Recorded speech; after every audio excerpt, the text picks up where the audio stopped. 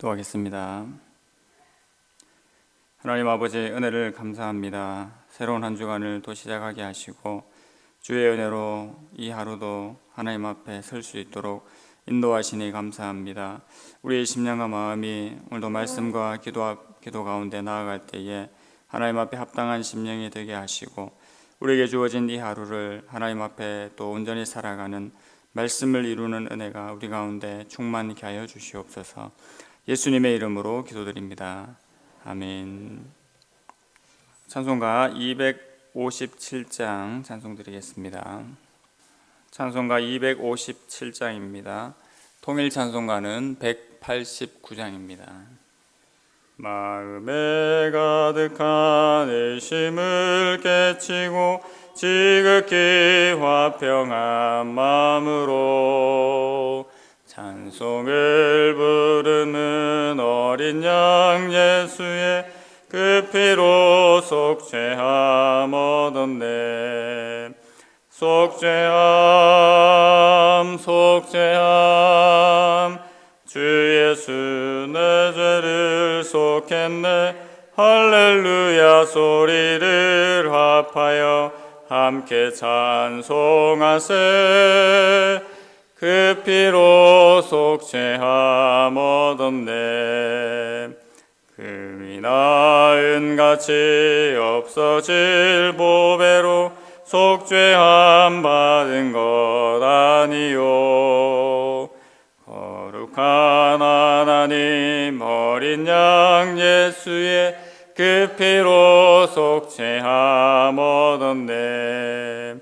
속죄함 속죄함 주 예수 내 죄를 속했네. 할렐루야 소리를 합하여 함께 찬송하세. 그 피로 속죄함 얻었네.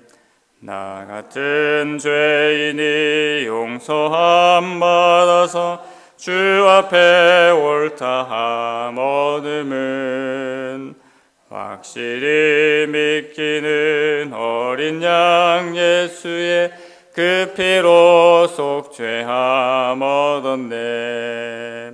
속죄함 속죄함 주 예수 내 죄를 속했네.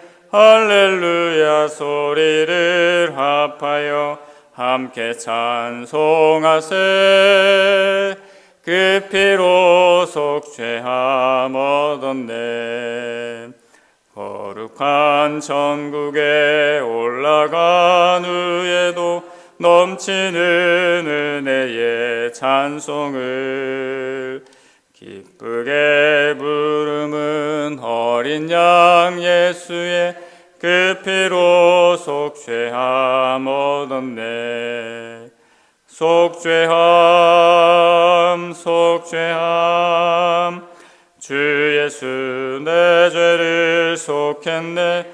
할렐루야 소리를 합하여 함께 찬송하세. 그 피로 속죄함 얻었네. 오늘 함께 보실 말씀은 로마서 14장 13절부터 23절까지 말씀입니다. 신약성경 259면에 있습니다. 로마서 14장 13절부터 마지막 절 23절까지 보시겠습니다. 말씀을 한 절씩 교독하겠습니다. 14장 13절입니다. 그런즉 우리가 다시는 서로 비판하지 말고 도리어 부딪힐 것이나 거칠 것을 형제 앞에 두지 아니하도록 주의하라.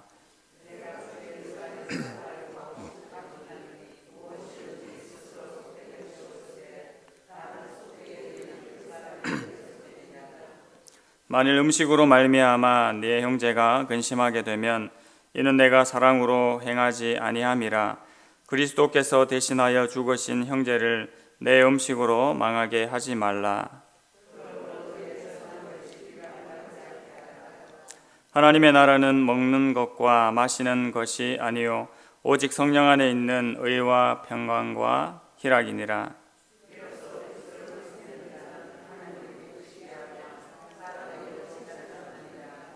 그러므로 우리가 화평의 일과 서로 덕을 세우는 일을 힘쓰나니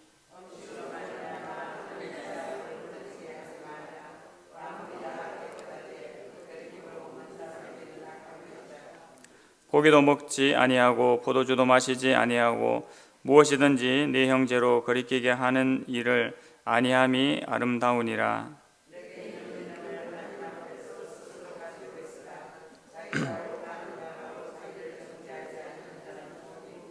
함께 보시겠습니다. 의심하고 먹는 자는 정죄되었나니 이는 믿음을 따라 하지 아니하였기 때문이라.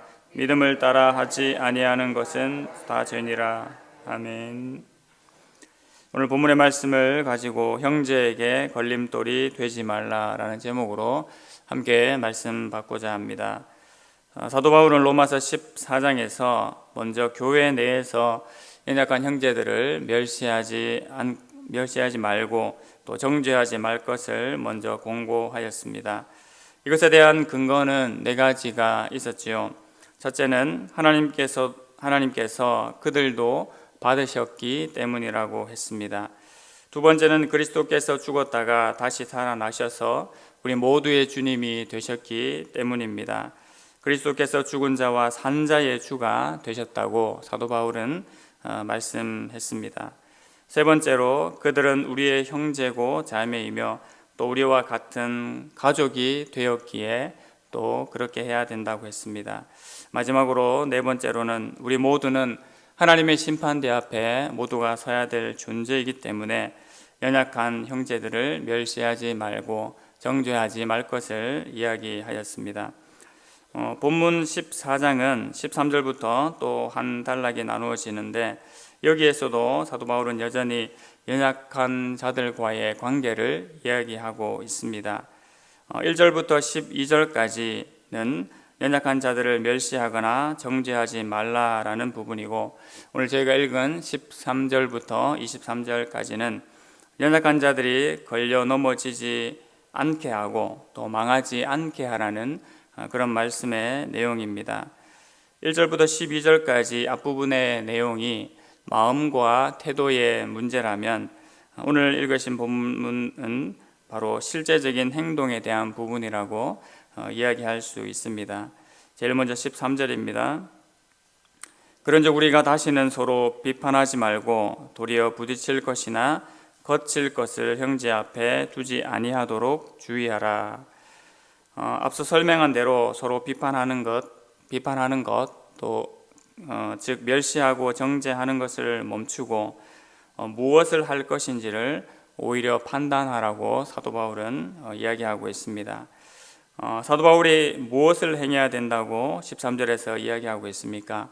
부딪힐 것이나 또 거칠 것을 형제 앞에 두지 말라고 그렇게 이야기를 하고 있죠.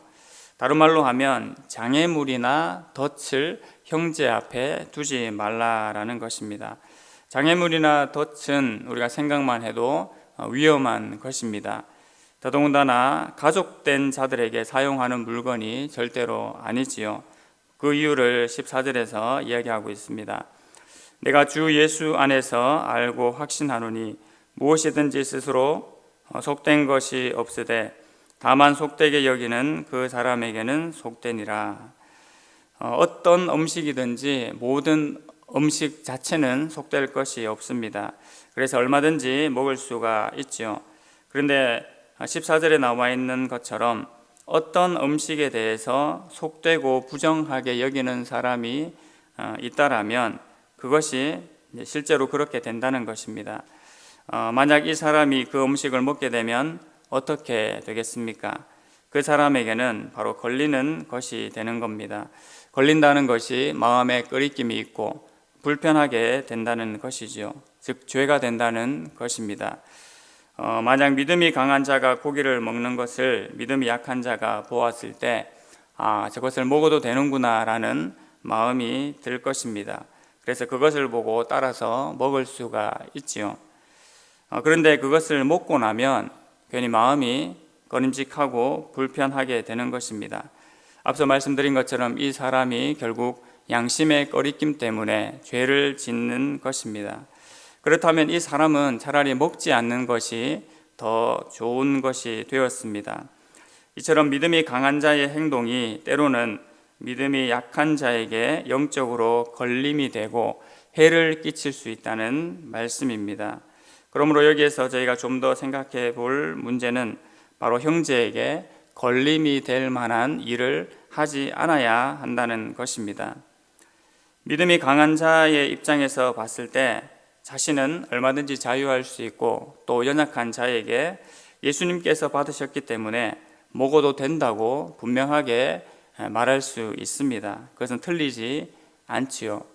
하지만 강요하지는 않아야 합니다. 내가 더 강하고 옳을지라도 상대방의 행동과 처신을 인정해 주면서 그렇게 하도록 도와주는 것을 본문에서 이야기하고 있습니다. 왜 그렇게 해야 합니까? 그것이 그 형제를 사랑으로 대하는 방법이라고 말씀하고 있습니다. 15절입니다. 만일 음식으로 말미암아 내 형제가 건심하게 되면 이는 내가 사랑으로 행하지 아니함이라. 그리스도께서 대신하여 죽으신 형제를 내 음식으로 망하게 하지 말라. 음식으로 말미암아 건심하게 된다는 것은 앞서 살펴보신 것처럼 그 양심이 혼란한 가운데서 음식을 먹음으로 불편하게 되고 죄를 지었다는 것입니다. 그러므로 어떤 것이 망하게 됩니까? 하나님의 택하심과 대속의 은혜가 멸하여진다는 그런 말은 아니고요. 대신 그 믿음이 연약한 형제가 자신이 가지고 있던 신앙의 양심을 어겼기 때문에 하나님 앞에서 범죄한다는 것입니다. 또한 이 일로 말미암아 행여라도 교회 내에서 비방의 원인이 된다면 여기에서는 믿음이 연약한 자들이 고기 먹은 것을 문제 삼을 수 있다는 의미에서의 말입니다. 그래서 서로가 은혜롭지 못한 상황을 맞을 수 있기 때문에 하는 말입니다. 쉽게 말해서 괜한 분란의 빌미를 주지 말라는 의미이지요. 그러므로 너희의 선한 것이 비방을 받지 않게 하라고 사도 바울은 말씀하고 있습니다. 여기에서 선한 것은 모든 것을 먹을 수 있는 모든 것을 먹을 수 있다고 생각하는 양심의 자유를 말하고 있는 것입니다. 믿음이 강한 자의 주장이 충분히 맞지만 굳이 그 일을 실행하면서까지 상대방을 누르고 당기지 말라는 것입니다. 그러면서 사도 바울은 17절에서 계속해서 어떻게 말하고 있습니까? 하나님의 나라는 먹는 것과 마시는 것이 아니요 오직 성령 안에 있는 의와 평강과 희락이라 라고 말씀하고 있습니다. 하나님의 나라는 무엇이 더 중요한지를 선포하고 있습니다. 먹어도 되지만 먹지 않음으로 서로가 더 유익하고 은혜와 평강을 얻을 수 있다면 얼마든지 그렇게 하라는 말씀이지요. 먹는 것이 더 중요한 것이 아니라는 것입니다. 더 중요한 문제는 그 일을 행함으로 또 그 사실로 말미암아 거기에 의가 있고 평강이 있고 희락이 있느냐가 더 중요한 문제라는 말씀입니다. 사도 바울도 이러한 경험이 있지요. 할 수도 있고 안 할 수도 있지만 상황에 따라서 달리한 것이 있습니다. 할례를 시행하는 문제에 있어서 그렇게 했는데요. 어머니가 유대인인 디모데에게는 할례를 시행을 했습니다. 그 이유는 무엇입니까? 유대인들에게 복음을 전하기 위하여서 할례를 실행하였습니다. 그런데 헬라인 디도에게는 오히려 반대로 할례를 행하지 않았습니다. 그 이유는 예수님을 믿는 것으로 충분한데 이것 외에 할례를 받아야 한다고 주장하는 사람들 때문에 그렇게 말하는 다른 복음과 싸우기 위해서 이때는 할례를 하지 않았습니다. 그러하기 때문에 바울의 이 행동들은 충분히 합당합니다. 어떤 사람들은 바울이 주관이 없고 원칙적인 신앙을 가지고 있지 않다고 이야기하고 있습니다. 바로 하거나 하지 않는 것을 반복했기 때문에 그렇게 이야기를 하고 있죠. 하지만 바울은 분명합니다. 해도 주를 위하여서 했고 하지 않아도 주를 위하여서 하지 않은 것이 되었기 때문이지요. 이렇게 주를 위하고 형제를 사랑하고 배려하는 심령의 모습이 우리에게도 충만케 되기를 원합니다. 얼마든지 나의 양심의 자유를 가지고 행동할 수 있습니다. 하지만 어떻게 할 것을 사도 바울이 또 구체적으로 얘기하고 있습니까? 21절입니다. 고기도 먹지 아니하고 포도주도 마시지 아니하고 무엇이든지 내 형제로 거리끼게 하는 일을 아니함이 아름다우니라. 얼마든지 그렇게 할 수 있지만 형제를 위하여 사랑의 마음으로 결국 행동하라고 사도 바울이 말씀하고 있습니다. 바울은 당신이 가지고 있는 믿음을 스스로 잘 간직하면서 자기를 정죄하지 않는 것, 즉 자신을 살피는 자가 복되다고 했습니다. 사도 바울은 로마서 14장 전체를 통하여서 바로 형제를 사랑하기 위한 방법을 제시하고 있습니다. 제일 먼저는 연약한 형제를 사랑함으로 멸시하지 말고 정죄하지 말 것을 얘기하고 있고, 두 번째로는 형제에게 걸림이 될 만한 것인지 아닌지를 살펴보고 그에 합당하게 배려하고 사랑하고 행동할 것을 말씀하고 있습니다. 그 모든 근본적인 이유가 무엇이겠습니까? 바로 그 형제를 위해서 우리 예수님께서 죽으셨기 때문입니다. 이것을 기억할 때 우리의 생각으로 주장하는 것이 아니라 형제를 온전히 사랑하는 방법을 취해야 하는 것이 마땅함을 로마서 14장 본문 전체에서 말씀하고 있습니다. 이 사랑의 방법이 오늘 저 안에 또 우리 안에 온전히 행하여져서 우리 온 교회 안에 모든 구성원들에게 하나님의 의와 평강과 희락이 충만케 되기를 원합니다. 이 사랑은 우리에게 더 온전한 것, 더 풍성한 것을 가져다 주심을 믿고 오늘도 이 사랑의 방법이 온전히 행하여지는 우리의 삶이 되기를 간절히 소망합니다. 하나님 아버지, 은혜를 감사합니다. 하나님의 나라는 먹고 마시는 것에 있지 아니하고 의와 평강과 희락에 있음을 우리가 알게 하시고 다시 한번 기억하게 하시니 감사합니다. 하나님 아버지, 특별히 교회 안에 사랑하는 형제들에 대하여 어떻게 대할 것인지를 사도 바울이 말씀해 주고 있습니다. 이 사랑의 원칙을 따라 행하게 하시고 이것이 행하여짐으로 말미암아 주의 교회 가운데 의와 평강과 희락이 더욱더 풍성히 넘쳐나는 주의 교회 또 우리의 삶이 되게 하여 주시옵소서. 예수님의 이름으로 기도드립니다. 아멘.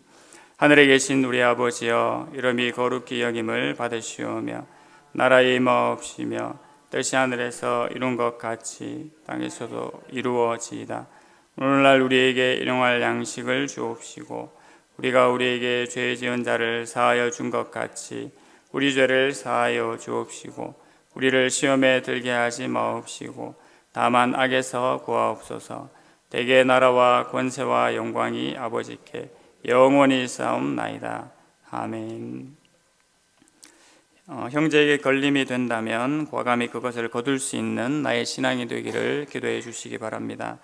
임시 예배 초소로의 이사를 위한 준비 또 새 교회당 건축의 일들을 계속해서 지켜나가시기를 기도해 주십시오.